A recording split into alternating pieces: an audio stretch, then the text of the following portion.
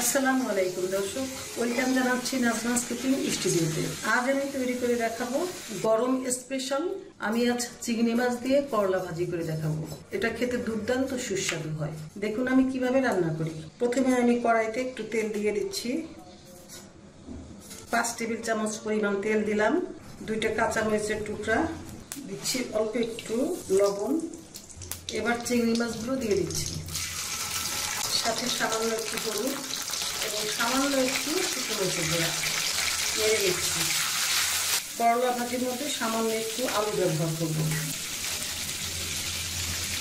এখানে আমি আলু কেটে নিয়েছি ছোট ছোট করে, এবং কিছু পেঁয়াজ, 5টা পেঁয়াজ এবং করলা নিয়ে নিয়েছি, কিছু করলা কুচিয়ে কেটে নিচ্ছি। এখন আমি এগুলি একসঙ্গে দিয়ে দেব।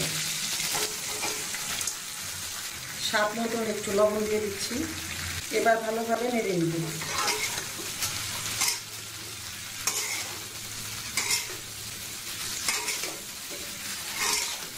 চুলার তাপটা কিন্তু বাড়িয়ে রাখা আছে।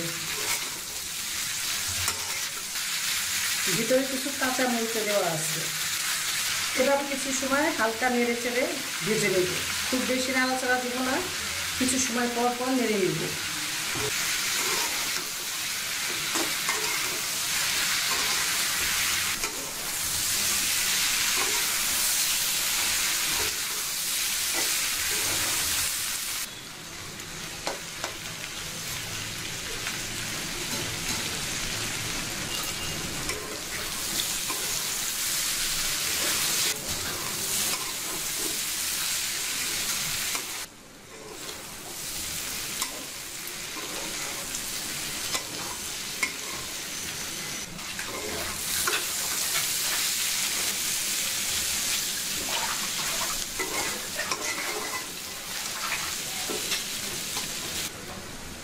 এই যে তৈরি হয়ে গেল করকরা করলা ভাজি, চিংড়ি মাছ ও আলু দিয়ে করকরা করলা ভাজি।